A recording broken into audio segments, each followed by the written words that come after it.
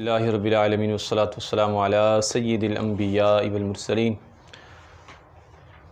ایک دوست نے مسئلہ پوچھا کہ کیا خواتین لاؤڈ اسپیکر میں نعت خوانی کر سکتی ہیں؟ اور ہماری یہاں چونکہ معاشرے کے اندر بڑا عام ہے کہ جیسے ہی ربیع الاول شریف شروع ہوتا ہے تو ربیع الاول سے پھر یہ محافلیں شروع ہو جاتی ہیں، پھر یہ 11ویں شریف کا مہینہ جو چل رہا ہے 1445 سن ہجری، اب اس کے اندر اور پھر آگے یہ سلسلہ چلتا رہتا ہے تو خواتین نعت خوانی کرتی ہیں، تو اگر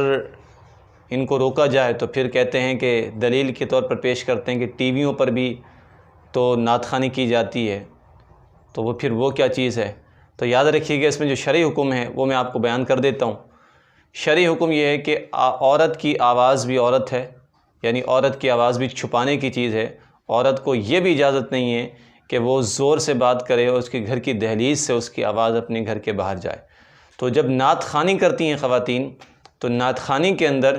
کس قدر جو ہے وہ آواز باہر جاتی ہے، اور اس سے فتنے کا اندیشہ ہے۔ اور آج کل کے زمانہ میں فی زمانہ ہمارے اس زمانہ میں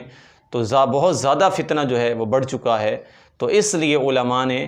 اس چیز کو زیادہ زور دیا ہے کہ اس چیز کو روکا جائے۔ اور یہ حکم علماء نے نہیں نکالا بلکہ یہ خود شریعت کا حکم ہے کہ عورت اگر نعت خوانی کرتی بھی ہے، محفل میلاد کرنے سے ہم سرے سے منع نہیں کر رہے، ہم یہ کہہ رہے ہیں عورت محفل میلاد کرے گھر کے اندر تو بغیر کسی اسپیکر کے نعت پڑھے تو اچھی چیز ہے، نعت پڑھے اور اس کی آواز اپنے گھر تک محدود رہے تو درست ہے۔ اور اگر گھر کے باہر جائے یہ غیر محرم سنے تو یہ ناجائز کے زمرے میں آ جائے گا، جو گناہ ہوگا۔ بجائے نیکی کرنے کے ہماری خواتین گناہ کمانے میں لگ جائیں گی۔ ظاہر وہ سمجھیں گی کہ ہم نعت رسول صلی اللہ علیہ وسلم پڑھ رہی ہیں تو یہ نیکی ہے، لیکن اس میں یہ یاد رکھیے نعت خوانی ٹھیک ہے، بہت بڑی عبادت ہے، لیکن اس سے زیادہ ضروری اور لازمی عورت کا اپنی آواز کو غیر محرم تک پہنچانے سے بچنا ہے۔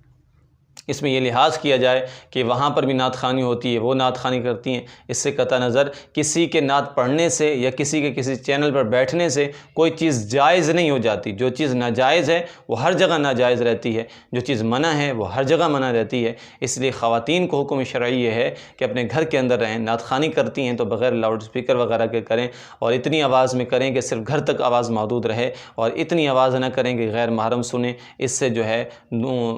غیر محرم جو مرد ہوتا ہے اس کے دل میں اس خواتین کے لیے مختلف خیالات پیدا ہوتے ہیں، اور یہیں سے خرابیاں جنم لیتی ہیں، پھر یہیں سے معاشرہ خراب ہوتا ہے، پھر یہیں سے گھر والوں کی بدنامی ہوتی ہے، اور یہ مراحل آگے بھی چل سکتے ہیں، کیونکہ شیطان جو ہے ان الشیطان للانسان عدو مبین، اللہ فرماتا ہے شیطان انسان کا کھلا دشمن ہے۔ اور شیطان حدیث پاک میں آتا ہے، رسول اکرم صلی اللہ علیہ وسلم نے ارشاد فرمایا کہ شیطان تمہاری رگوں میں دوڑتا ہے، تو شیطان کبھی بھی کسی وقت بھی کوئی بھی وسوسہ ڈال سکتا ہے، لہذا گریز کیجئے۔ نعت خوانی کرنی ہے تو بغیر لاؤڈ اسپیکر کے کیجئے، اور میں گزارش کروں گا کہ اس پیغام کو آپ عام کیجئے، اس پیغام کو آگے شیئر کیجئے، تاکہ یہ پیغام جہاں تک جائے گا تو ان کو اس کی اویئرنیس ہو، اس کا پتہ چلے۔ ظاہر ہے